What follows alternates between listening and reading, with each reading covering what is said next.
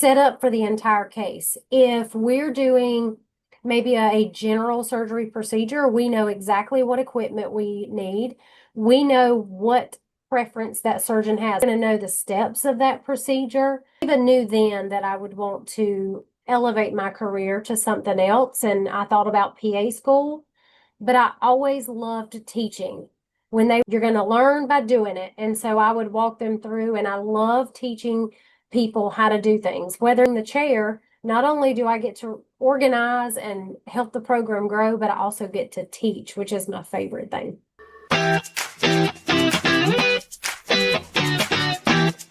Hey everyone, welcome back to FutureMed, where I talk to doctors and healthcare professionals about their journeys, what they do, and how students like us can explore paths in medicine.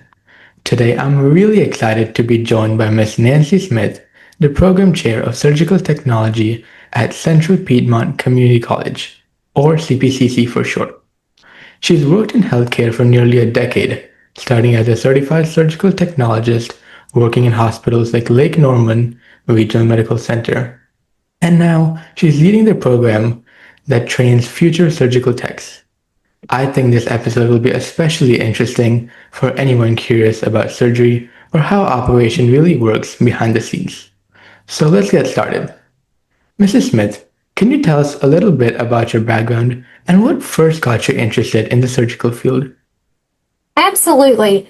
So I started at Lake Norman as a nursing assistant, and I worked in critical care. I really enjoyed working with patients and helping them heal in their journey and things like that, but I wanted to do something more. I always wanted to do more than what my role was. So I started exploring nursing careers, thinking that I was going to go into nursing. And full transparency, I think everything happens for a reason. So for whatever reason, I either wouldn't get accepted or I'd get accepted to these longer accelerated, more expensive programs. And I just kept weighing it back and forth. And I decided that, this is not going to work out. This must not be the journey for me. So I started to explore programs where the sciences that I took, the math, the Englishes, things like that would transfer in. And I had a coworker that was in the surgical technology program. Actually, she's a graduate from here. Okay. And I asked her some questions. I was like, hey, what is this? What do you do? What is the program about? Things like that. And then she answered my questions. And then I went to a nursing supervisor who was a mentor of mine, who had also been in surgical services as she was a registered nurse, but she also helped a lot with the surgical tech aspect because sometimes nurses learn to scrub. And so she was like, oh, I think you'd be great at it. You'll love it. You're so meticulous. So I started looking at programs and I applied to Cabarrus College of Health Sciences, and that's where I got my degree. From there, I always knew, even going to surgical technology school, that I wanted to do more. I always just wanted to do more. It's like just never enough for me. Let's do more. So even in school, I began thinking, what can I do for my future? I was one of the older students in the class, and I was thinking, what can I do for my future? Because maybe at 60, 65, I don't want to stand in the OR for 12 hours. So I even knew then that I would want to elevate my career to something else, and I thought about PA school, but I always loved teaching. When they would bring a student into the operating room with me or bring a new hire, I'm like, come on, let's just get in it. You're going to learn by doing it. And so I would walk them through, and I love teaching people how to do things, whether it's surgical technology or if I'm teaching you to play the piano or I'm teaching you how to sew. I love teaching. So it became full circle for me. So in being the chair, not only do I get to organize and help the program grow, but I also get to teach, which is my favorite thing. Yeah, that's really awesome. I think it's really cool how, you build such a well-rounded career from direct patient care to education. Mm-hmm. And so you've started as a certified surgical tech, and now you're leading the program at CPCC. What is it that really inspired that change, from operating to actually teaching and directing a program? I think the change for me was I knew that I wanted to, one, elevate my career, like I said, and I love teaching, but in the hospital, a lot of times when they, let's just say they're going to make someone a supervisor. Most often they're going to choose, even if I wanted to be the director of the surgical department, most often they're going to opt for someone who's a registered nurse. And the reason for that is because their scope of practice and what they can do is a little more broad than mine as a surgical technologist. Mhm. So if I think about, I want to elevate my career, but maybe I can't be a director in the OR or a director of nursing or things like that because I don't have that degree, then I was thinking, what can I do to broaden my horizons? So, I mean, even as I sit here today, I think, how can I broaden my horizons? So I take leadership training and I read leadership books because I want to be the leader that not only develops and builds a program, but also builds up the people that I work with, and that includes students.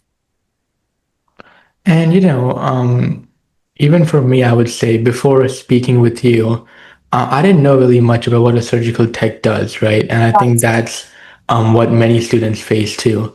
So, for students who do not know, what is your role in the surgical team? So on the surgical team, we're an integral part because we also know a lot about that surgery. Obviously, you have the surgeon in the room, and the surgeon is going to actually perform that surgery because we can't do that.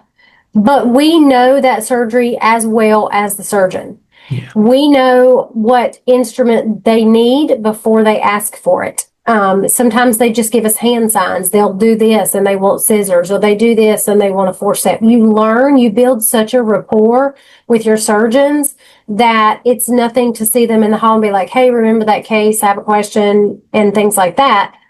But we do more than pass instruments. And I think that's one of the biggest misconceptions is like, oh, you work in the operating room and you pass instruments.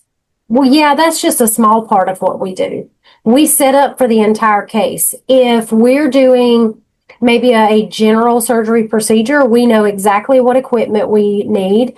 We know what preference that surgeon has. Maybe he likes a specific stapler over another stapler. We're going to know that. We're going to know what size glove they wear. We're going to know the steps of that procedure. And often we are like a second set of eyes to that surgeon. So if you imagine that you're in an abdominal case and the abdomen's open, I mean, it's a big open area, right? And the surgeon's on one side, you're on the other. Well, they can see their visualization, and their field of visualization is going to be from kind of mid sternal to one side or the other, depending on what side they're on. But I'm on the other side. So if I see some bleeding or some leakage of fluids or something like that, then I can say, hey, doctor, hey, I see this from my side, and they're going to investigate it. And oftentimes that can prevent further infection or things happening. So we aid in that surgery so much. And that's why anatomy and physiology is such a key component of this program. We have to know the anatomy, and we stress it so much when we discuss procedures with our students. Yeah. So we do pass instruments, yes, but we also help the surgeon. We can cut suture, we can retract back.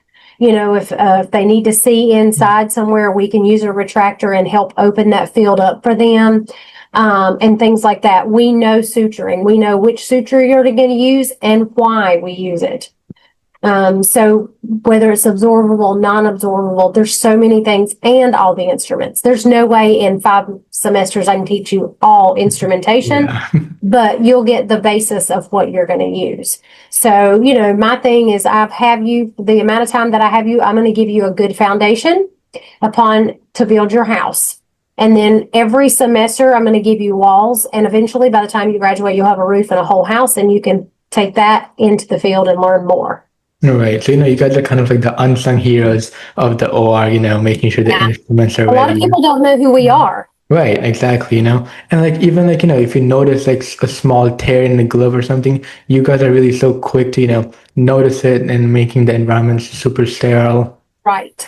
And also there's like a saying, that goes that while you guys don't actually perform the surgery, you guys have so much experience and the knowledge that you can, assist in the surgery and everything. And that's just really huge. Yeah. So as a surgical tech, what kind of training or education does someone need to become? And, how does CPCC's program prepare students for real world surgical work? Okay, so to become a certified surgical technologist, you need to graduate from an accredited program. There's two accrediting bodies out there. Our program is backed by CAHEP and ARC STSA, which is under the hat of NBSTSA. NBSTSA is the National Board of Surgical Technology and Surgical Assisting. So they house the testing component. They set the standards for the test. That's who I will schedule the test through. Right. And they set the questions answered. So the national certification is 175 questions. You have 4 hours to take it. In that certification, you become nationally certified. So I can work in North Carolina, but I can also go to Washington State and never change my licensure. Yeah. So I am nationally certified. I can work in any U.S. state and territory. There's one exception to that, which is Virginia. And with Virginia, you just have to let the medical board know you're there. Just say, hey, I'm a certified surgical technologist. You produce the documentation and they're good. Right. So first you have to graduate from an accredited program. Accreditation is huge. Once you graduate from that accredited program, then you go sit for that national certification and you become certified. Then you can work. You can go work in hospitals. You can work in surgery centers. You can work out in the field with medical mission trips and things like that, which is also kind of a fun thing you can do. But the key thing with us is, unlike other professions, we might have to change our licenses. As surgical technologists, we don't. Right. What sets Central Piedmont apart, I feel like, is we are so student driven in that hands-on aspect. So not only do you have the portion of class where I'm going to stand up there and I'm going to lecture to you about sterilization and patient safety and sterile boundaries, which is a big thing for us. But I'm also going to take you into the lab, and from day one, we're going to start talking about sterile technique and what's it like to set up the sterile field. Why do I have to keep my table 12 to 18 inches away from the wall? Why do once I have on my gown and gloves, why can I not drop my hands? There's all these little nuances that we teach that are part of the bigger picture, and that's keeping our patients safe. Because a lot of times we are the first line of defense for patient safety. Yeah. So that's key. So you're going to graduate from an accredited program. You're going to sit for that national board, become certified. And then, they want our students. We actually just met with some of the facilities today and they want our students. Okay. So from day one to day, what number ever it is, when you graduate, after 5 semesters, if you are going to be fully prepared. We also have a laparoscopic simulator through Surgical Sciences where students can get on there and they can perform modules like they're doing laparoscopic surgery. Okay. We teach them that because it teaches them to drive the laparoscopic camera, and that puts you ahead of another student. So I think it's vital that we not only teach you the book, but this is a very hands-on field, and the more hands-on experience you get in the lab makes you a better student and makes you a better surgical technologist. Right. And for the hands-on experience, how much does a student typically get throughout their journey? So the first 2 semesters, you're going to have lab every week. Okay. The first semester is a long lab. It's a little shortened on your second semester, but every week when you come in, we're going to do some kind of component in the lab. Okay. Now, in the second semester, they're also getting clinical rotations. So in that clinical rotations, they're actually in an operating room at one of our local hospitals, and they're scrubbed in, is what we call it, and they're helping in that surgery. So they're getting the live hands-on. They're also getting supported by the hands-on in the lab here, plus the book work that we're teaching. So they're getting a lot of exposure, and they do clinicals from the second semester till they graduate at least twice a week. Right. And we rotate them through all hospitals. So they get to see orthopedic, they see general surgery, gynecological, ENT, Right. They see plastics, they see all the cases. Okay. And you mentioned about the graduating from a credit program. Does that program start at the end of your undergrad, like those college years, or when does that No, begin? you can graduate right out of high school and come into this program. You Okay. do have to have some courses. You'll have to have some Englishes and sciences and maths. And the way we, enter students is on a point system. Right. So the points say, let's just say you're applying to the program and another student's applying, but you've made A's in all your A and P and Englishes. That's going to give you a higher point value than someone who has a B or even a C. It has to be a C or better. So we base those on points. So let's just say you score 43 points and this one scores 39. You're going to get accepted before them. Yeah. And if you have those classes prior to the surgical classes, it's not required. But if you have them, it gives you a higher point system and gets you into the program faster. Plus, it's key to have that bio 168, 169, which is anatomy 1 and 2 before, because we talk about so much anatomy. Right.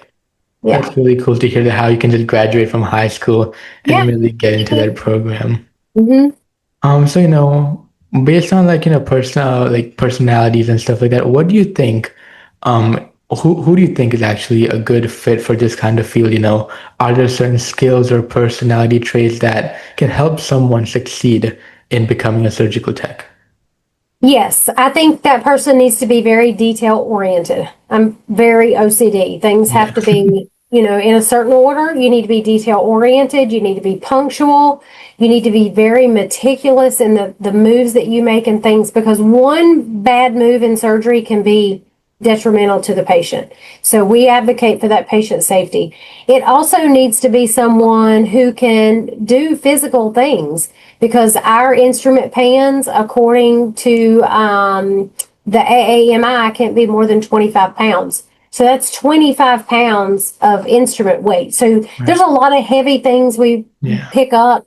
Also being able to move equipment and furniture and things like that and helping move the patient. So, having that physical side that you can do those types of things, it's also very taxing on your body. Okay. So, we are standing for long periods of times. We rarely sit in surgery. Yeah. So there are a few surgeries that we do sit for, but for the most part, we're standing. So detail oriented, meticulous, on time. You have to be on time, because if you're on time, you're late in surgery. Surgery sometimes start at 7 a.m. So those types of things are very important. And I'm also assuming teamwork plays like a really huge part. Yeah, you have to be a team player. Yeah. Yeah. And is there so much a thing where you have to be calm under pressure? Because I'm assuming, in the OR that pressure just keeps building and building as things goes on. Yes, you absolutely need to know how to handle stress under pressure. Right. Because honestly, when chaos hits, it hits and it hits fast. So at any given time, we have patients that code in surgery and their heart stops and we have to know what to do. Now, as surgical technologists, our first thing is to protect our field. We keep it sterile, because even if the patient codes and we get them back, we may need to continue surgery. So we have to protect our field at all costs. But there are times where we might have to break scrub and help with the patient. But yeah, that can be very stressful. Right. You're doing surgery and trying to save someone's life or, enhance their life, make it better. So it can be very stressful. Definitely. And you've had years of experience. A decade. It's really a lot. What would you say is one of your most memorable or rewarding moments you've had working in the surgery? I actually have to go back to my school days for that. I think every day, that I get to help somebody and help a patient is rewarding. But when I was in school, I got to perform or aid in performing a CABG, which is where we do heart surgery, basically, arterial bypass. On that bypass, I got to stand there and watch them, of course, open the patient's chest. But also, because when you do those types of surgery, the patient's heart gets stopped. They go on a bypass machine, they repair whatever's messed up, in the heart, the artery, the backside sometimes, and then they restart the heart. And to stand there in that room and it's deathly silent, and all of a sudden you hear that first boop, and the heart starts beating again, is just It was just utterly amazing. So that was probably my favorite moment. Right. I'm sure that must have been really rewarding. Mhm. And especially in the medical field, I mean, technology just keeps changing, changing, Yes. changing, so many new tools. Would you say that there are some tools that have, made it either safer or more advanced, and all of these have made surgery, much more advanced today? I would say definitely we do a lot. We do a lot less of open cases. We Okay. do it, everything. If we can do it laparoscopically, we're going to do it, which means we just make smaller incisions. There's less healing time. The patient does better. But even more advanced than that, we have robotic surgery, and Okay. robotic surgery has come so far. Da Vinci puts out a great robotic system, and I think we're on the Da Vinci 5 now.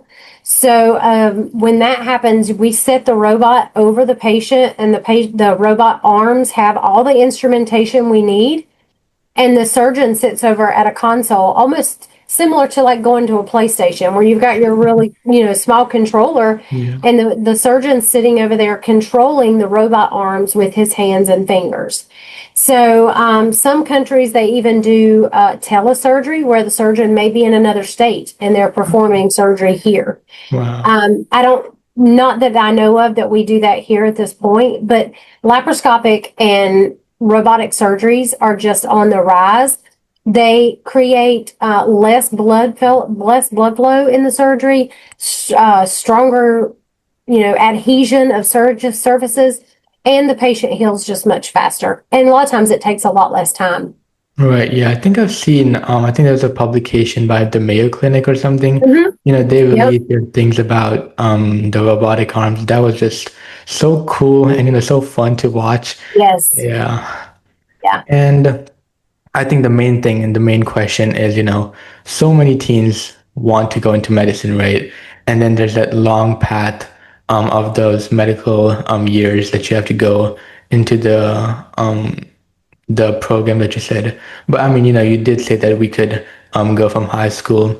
What is one advice that you'd like to help these kids in exploring their careers like surgical technology? I think it's always good if you can reach out to someone that either does that role, or if you can reach out to someone like myself or one of my instructors that can tell you more about that role. You might can get, sometimes Novant and Atrium offer shadowing opportunities where you can Yeah. shadow. But you also can come and even ask us about the program. If it's a day that we're in class, you can shadow the class and see kind of what it's like. Right. Every career that you choose has its good days and bad days. But I feel like that the good outweigh the bad, because you're always, aiding in a patient being better. You're bettering their life in some way. Yeah. So I think that, asking all the questions, do your research. There's so many social media platforms now that have different roles and careers on them that you can look to. YouTube is also great. There's a couple people out there that I know from accreditation standards that do YouTubes. There's podcasts. Yeah. Podcasts are great too. So just doing your research and finding out about the field. Right. And I mean, that's just so much impact you can make without, needing to be a doctor and stuff like that. Right. And finally, what do you think the future of surgical tech would look like, in the next 5 to 10 years with the development of AI tools and stuff like that? What do you think you will see? I don't think AI is going to affect our role that much, because you're still going to need us in the room. Right. But I do see that surgical technology is going to grow. I Okay. think even the job market shows like a 6 to 7% growth over the next 5 years. And I think that comes from people learning what the program is and who we are. I mean, a lot of people, I said yesterday that if you yourself haven't had surgery, probably someone in your family has surgery, and you've Right. met the surgeon. You know that there's a nurse in the room because they're circulating around and helping, but they're not actually at the field performing the surgery. But Yeah. that surgical technologist who is standing in the room very quietly, they've got a mask on, they've got a hair cover, you don't even see anything but their eyes. Yep. But they're a key role in that environment. You want them there. If I was a surgeon, I would want the surgical technologist with me. So I think that if anything, we're going to see an uptake in job placement for the programs. And I'm trying to do everything I can here to send all the surgical technologists out to all these hospitals. Right. And I also just wanted to expand on your point about shadowing. I've also shadowed actually Novant Hospital. I think it's a really great opportunity for other students as well. The amount of experience that you gain. From just following a doctor around, looking at what their day goes like, it's really incredible. So that was a really good point that you mentioned. Yeah. So I think that's it. Mrs. Smith, thank you so much for joining with me today and sharing your story. It was really inspiring to hear, how you've gone from working directly in surgery to now leading a program that prepares the next generation for the operating room. And to everyone watching, I hope this interview helped you learn something new about what happens behind the scenes in surgery. If you've enjoyed this episode, make sure to like, comment, and subscribe to FutureMed for more conversations with amazing healthcare professionals. Thanks again Thank for you. watching, and I'll see you in the next one.